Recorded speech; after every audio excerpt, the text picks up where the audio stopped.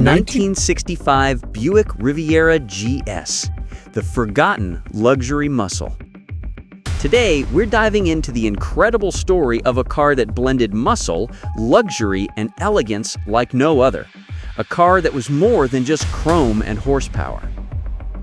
This is the story of the 1965 Buick Riviera Grand Sport, the rare, elegant beast that proved power could wear a suit. Hello, this is Engines of Time. Thank you so much for watching, and before we start, please hit that subscribe button. It encourages me to make more videos like this, and trust me, you don't want to miss what's coming next.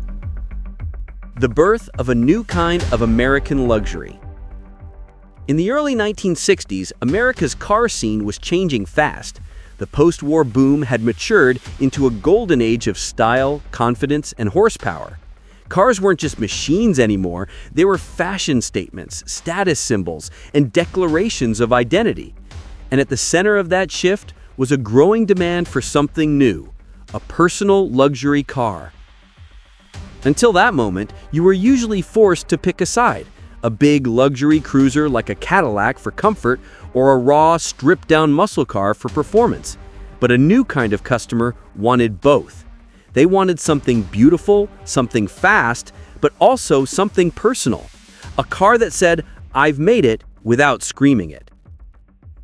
That's where the Ford Thunderbird came in. By the early 1960s, the T-Bird had reinvented itself, adding a second row of seats, more comfort, and more prestige. It dominated the market. And General Motors, the biggest player in the game, had nothing to compete with it. But that was about to change. Enter Bill Mitchell, the legendary GM design chief. Mitchell was the man behind some of the most iconic American cars ever made. The Corvette Stingray, the Camaro, the split-window coupe. He had an eye for proportion and a sense of drama that few could match. One trip to London changed everything. While there, he saw a custom-bodied Rolls-Royce gliding through the streets. Long, elegant, powerful, but understated. It was luxury with confidence. And right there, he knew Buick could build something like that. Something that blended European class with American muscle. He went back home, called up Buick's head designer Ned Nichols, and said, "Let's build a car that can take on the Thunderbird and crush it." And in 1963, the result was unveiled. The Buick Riviera. The first-generation Riviera. A rolling sculpture. When the Riviera hit the streets, it didn't just compete, it redefined what a Buick could be. It looked unlike anything else on American roads. It wasn't massive like a Cadillac, and it wasn't flashy like a Thunderbird. Instead, it was beautifully proportioned. Long hood, short deck, crisp lines, with a silhouette that hinted at motion even when it stood still. The Riviera introduced America to the early stages of Coke bottle styling, that gentle hourglass curve that would later define the muscle cars of the late 1960s. It looked modern, confident, and muscular without a single ounce of unnecessary fluff. At the front, it had a distinctive split grille and hidden headlights, giving it a mysterious, almost predatory stare. Every surface seemed intentional, sharp, clean, and expensive. Inside, it was just as impressive. The Riviera's cabin was built for individual comfort, with bucket seats both front and rear, rich materials, and a driver-focused dash that made you feel more like a pilot than a passenger. Buick used real wood trim, chrome accents, and elegant instrumentation that looked closer to a high-end watch than a car gauge. It was stately. That's the word most people used. Stately, confident, and refined. And yet, underneath all that class, Buick had given it some real performance muscle. The 1963 model came with a 401 cubic inch Nailhead V8, producing a solid 325 horsepower. Smooth, torquey, and durable, it gave the Riviera serious power for the time. But this was just the beginning, because Buick wasn't done turning heads yet. Power evolves. The rise of the Super Wildcat. By 1964, the Riviera had found its audience. executives, young professionals, and athletes who wanted power with class. Buick's engineers decided to take things even further. That's when the 425 cubic inch Nailhead V8 entered the scene. This wasn't a bored-out gimmick.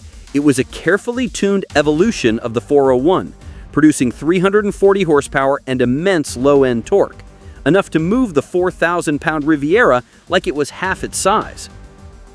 But there was one more option hiding in the brochure that few buyers even knew about: a quiet monster called the Super Wildcat. This engine was Buick's performance crown jewel, a dual-quad 425 with two Carter AFB 4-barrel carburetors, revised internals, and an upgraded cam profile. It was built for people who thought luxury shouldn't mean slow. The Super Wildcat produced 360 horsepower and 460 pound-feet of torque, and it transformed the Riviera from a gentleman's coupe into something far more dangerous. The car suddenly had the muscle to keep up with the GTOs, 442s, and SS366s of the day, but it did it in silence and comfort. You could pull up to a country club, step out in a tailored suit, and no one would ever suspect you were driving one of the quickest luxury cars in America. It was power with manners, and that combination was irresistible. The 1965 Riviera, the song swan of a legend. By 1965, the Riviera was reaching the end of its first generation. A redesign was on the horizon. Buick wanted to close this chapter with something unforgettable. And they did, with the 1965 Riviera Grand Sport. This was not just a trim level, it was a statement. Buick took the most powerful version of the Riviera and wrapped it in the most dramatic styling yet. The first thing you noticed was the front end, and those legendary clamshell headlights. Instead of hiding the headlights behind the grille like in earlier models, Buick engineers tucked them vertically inside the leading edge of the fenders. When off, they were completely invisible, hidden behind sculpted metal covers. When turned on, the covers flipped open vertically like the wings of a mechanical creature. It was elegant, futuristic, and totally unique. Even today, those headlights remain one of the most recognizable features of any American car from the 1960s. Everything about the 065 Riviera was refined. The long hood, the sloping roofline, the powerful stance, and yet it wasn't loud. It didn't need racing stripes or badges to announce its presence. It was confident in its own skin. Under the hood sat the Super Wildcat 425 with dual 4-barrels, standard on the Grand Sport. Paired with a super turbine 400 3-speed automatic and a 3.42 ratio positraction rear end, the Riviera GS could hit 0 to 60 in 7.5 seconds and the quarter mile in 15.4 seconds. That's seriously quick for a 4,200-pound luxury coupe in 1965. For comparison, the legendary Chevelle SS366 did 0 to 60 in about 6.5 seconds, and the GTO around 7.2 seconds. The Riviera GS was right there with them, but it was quieter, smoother, and far more refined. And unlike most GM cars of the era, the Riviera had no direct corporate twin. Its chassis, body, and proportions were all unique, built specifically for this car. That exclusivity added to its mystique, and even today, it's one of the few Buicks that enthusiasts put on a pedestal right next to Corvettes and Camaros. Handling, comfort, and the drive. But the Riviera GS wasn't just about straight-line speed. Buick's engineers had a reputation for smooth, confident handling, and the Grand Sport took that to another level. The GS package included firmer suspension springs and shocks, a quicker steering ratio, and a slightly lowered ride height. These tweaks transformed the Riviera's behavior on the road. Instead of wallowing like most full-size American cars of the era, the GS stayed composed in corners. Reviewers at the time were stunned at how well it handled for its size. It defied expectations. Cars Magazine called it one of the best balanced American coupes they'd ever tested. It was still luxurious, still quiet, but it had real precision. You could feel it in the way it turned, braked, and accelerated. It was like Buick had secretly built a grand touring car and disguised it as a luxury car. And speaking of brakes, yes, they were still drums, but they were massive, powerful units that offered impressive stopping power for 1965. Modern standards? Not great, but for their time, they were among the best available. The Riviera GS rode like a dream. It soaked up highway miles effortlessly, yet never felt disconnected. On rough pavement, it stayed surprisingly composed. You could cruise at 90 miles per hour and feel like you were gliding. Inside the car was an experience in itself. Soft bucket seats, detailed gauges, elegant wood grain, and a console that wrapped around the driver.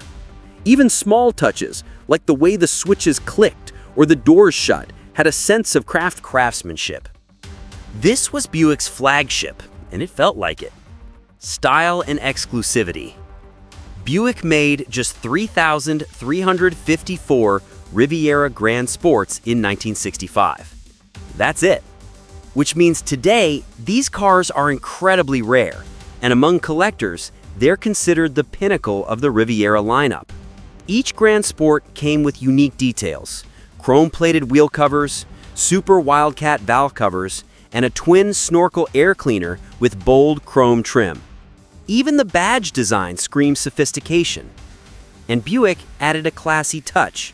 Each owner could send their metal identification plate back to Flint, Michigan, and have it engraved with their name.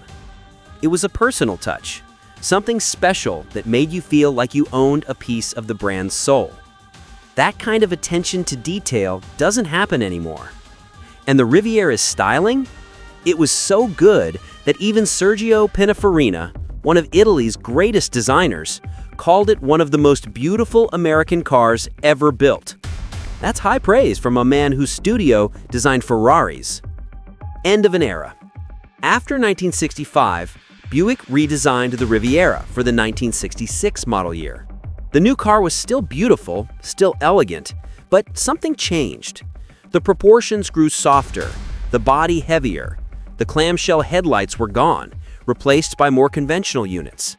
And while performance remained strong, the magic of that first generation, that balance of power, style, and simplicity, was never quite replicated. The Riviera went through several redesigns in the years that followed. There was the bold boat-tail Riviera of the early 70s, a love-it-or-hate-it design that remains iconic. Later versions in the late 70s and 80s became softer, more rounded, and eventually lost their performance edge altogether. By the late 1990s, the Riviera nameplate was quietly retired, ending a 36-year run. But in every collector's mind, one model still stands at the top: the 1965 Buick Riviera Grand Sport. It wasn't just the most powerful Riviera. It was the one that captured the perfect balance: elegance, strength, and attitude all rolled into one. It was the gentleman's muscle car. Legacy and reflection. Today, when you see a 1965 Riviera Grand Sport, it's hard not to be captivated. The proportions, the chrome, the stance, everything about it whispers sophistication and confidence. It represents a time when Detroit dared to blend art with engineering and refused to compromise on either. In a way, the Riviera GS was the car that proved American luxury could have teeth. It wasn't content to just be comfortable. It wanted to be fast, too. And that's a spirit you still see today in cars like the Cadillac CT5 Blackwing or the Dodge Charger Hellcat. Big, bold, luxurious machines with performance to match. But unlike those cars, the Riviera GS did it with subtlety. No wings, no racing stripes, just power wrapped in elegance. A suit with a supercharger, metaphorically speaking. If the Corvette was the bachelor's sports car, the Riviera Grand Sport was the CEO's street weapon. And that's the story of the 1965 Buick Riviera Grand Sport, one of the most beautiful and underrated American cars ever built. What do you think? Was Buick at its absolute best in 1965? Or do you think another era deserves the crown? Let me know down in the comments. I read every one of them.